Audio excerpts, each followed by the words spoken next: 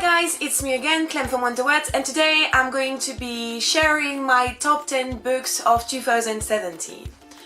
So in 2017 I had the chance to read an amount of 44 books, even though I'm a little bit I'm not happy with my reading this year because I read less than what I usually do.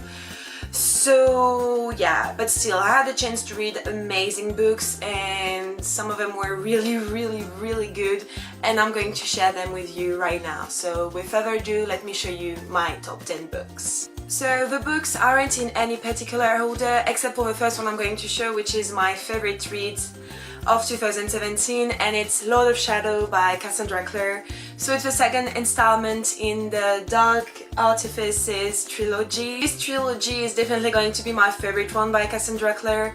I really loved the Mortal Instruments and I enjoyed the Infernal Devices, but this one, oh my gosh, I could die for it. I'm going to die at the end of the third one, which is coming this year, and I'm so happy because it was supposed to come out next year and now it's only coming this December, so I'm really happy and really excited.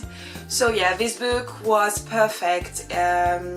The ending though was really heartbreaking, but still I want to reread it so badly, and I'm going to do it because I'm going to reread it before Queen of Her in Darkness comes out, but you see it's really big. So next up we've got Warcross. I read this book in December or November, don't really remember, but it was amazing. It was the new book of Mary Lou this year, and it talks about game and championship and a hacker, and it was really good. I really enjoyed it. It changed from what I'm usually reading because I think we can say that it's a bit of sci-fi, and I'm not reading that much sci-fi even though I love it. It's just I don't find books that anyway.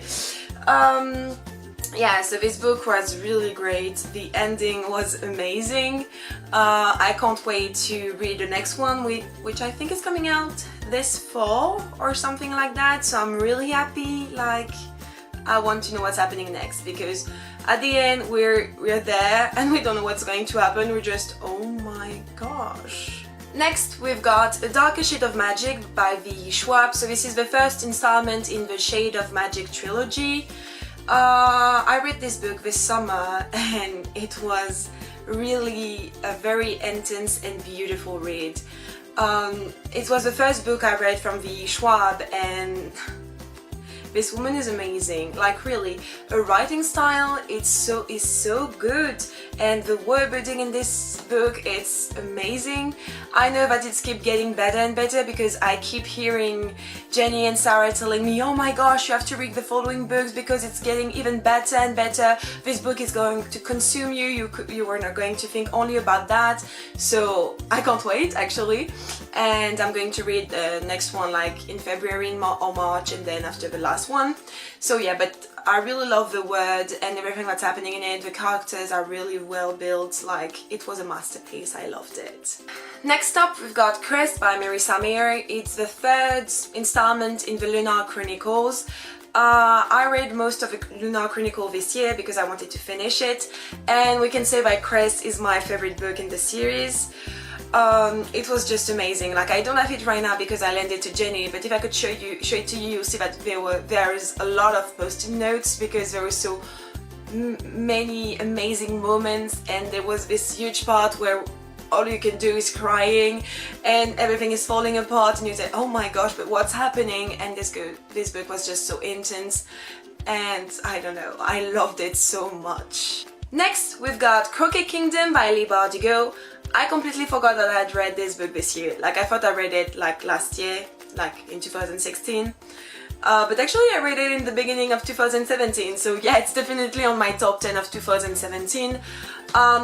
I prefer the second book to the first one.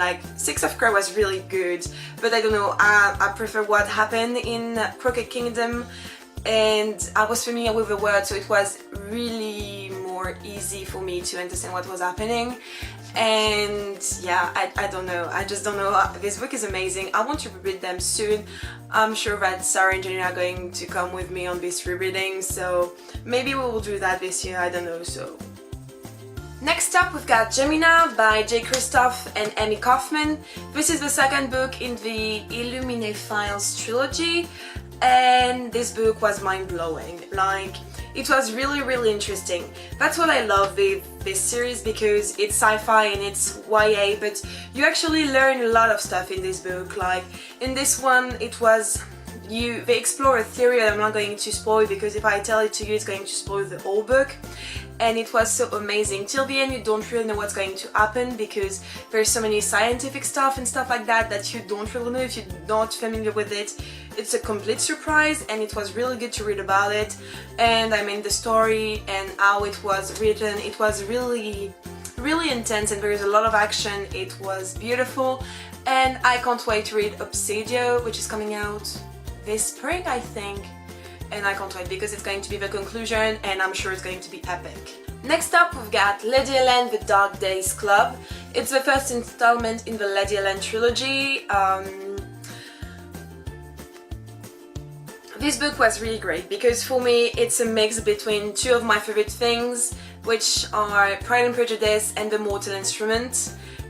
It was just really good. The only thing I have to say about this book is that the beginning is a little bit slow. Like, you get a bit like maybe the first 100 pages are just slow, and they're installment, and they explain to you how it was in the Victorian era. And I understand that you have to do it, because most people might not know about Victorian era and everything that was happening at that time. But once you get over those first 100 pages, this book is amazing. It's basically the story of Lady Helene, and one day she doesn't understand, and she's following by this dude, and this dude is kind of telling him like, yeah, in your blood, you're supposed to fight demons with us. And it's amazing, because I don't know, it's really a perfect mix between Pride and Prejudice and The Mortal Instrument, so I loved it. Next up, we've got My Lady Jane by Cynthia Ann, Brody Ashton and Jodi Meadows. So this is the first book in the Janius trilogy. I think it's how the trilogy is called. Like, I know the second one is coming this May, I think, and it's about Jane Eyre. But anyway, that's not the point. I read this book this spring/this summer, and it was really unexpected, but really good.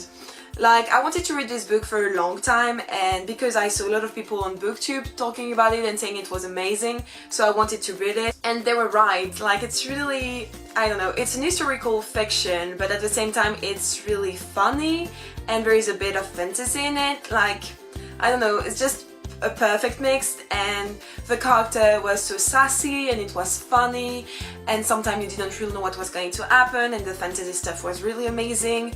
Basically, it's about Lady Jane Grey, who, I don't remember, like, she ruled for maybe between 3 or 10 days, I never remember, and basically you follow her. But like, it was really also interesting to see what the author like changed in a, like, for example, there is Mary Stuart in this book, but they changed stuff, like she's not a Catholic, but she's doing other stuff, and it was really amazing to see what they did with that. Next, we've got The Upside of Unrequited by Becky Albertalli. This is the second book by Becky Albertalli, and she's the one who wrote Love, Simon, no, not Love, Simon, that's the title of the movie, but Simon versus the Homo Sapiens Agenda. I had read Simon vs. the Homo Sapiens Agenda maybe 2 or 3 years ago, and I completely fell in love with it. Like, it was so funny and so cute, and I fell in love with Becky Albertalli's writing. So when I heard that this was coming out, I had to pick it up, and it was fabulous. Like, really, I identified myself so much with the main character, which I don't remember her name right now, which is fantastic. But yeah, it was really cool, and I think that's why I loved it that much. It's because I identify myself so much with the main character. Like, I could understand struggle and what she thought, and I was like, you go girl. I was so rooting for her in this book, and it was so cute and funny, again, just like Simon vs. the Homo Sapiens Agenda, so I could only loved it. And last but not least, we have my last read of 2017, and it's The Hate You Give by Angie Thomas. This book is so freaking powerful and intense and real, and I don't have any adjective to describe this book, because if you don't read it, you can't understand what's really happening around this book and why so many people are talking about it and telling you to read it. Because, dear God, this book is a masterpiece, really. I'm not exaggerating here, it's beautiful. Basically, if you don't know what it's about this 16 years old girl, black girl named Star, and at the beginning of the book, she sees one of her best friends get killed by a cop. And after, you're following a struggle to fight for justice, to fight for justice for his friend and stuff like that. And she also has problem with her family and everything. It's really, really good and so freaking intense. Like, it moved me at some point. It was beautiful. Like, I can't wait to see the movie, and if you haven't read this book, go pick it up right now. So yeah guys, that's it for today's video. I hope you enjoyed it. If you did, don't forget to share this video and to like it. Also, don't forget to subscribe to our channel to see more of me and more of my two friends, who might be coming back soon, I don't really know. Anyway, if you read any of the books I mentioned, leave a comment down below. And yeah, I will see you next time. Bye guys!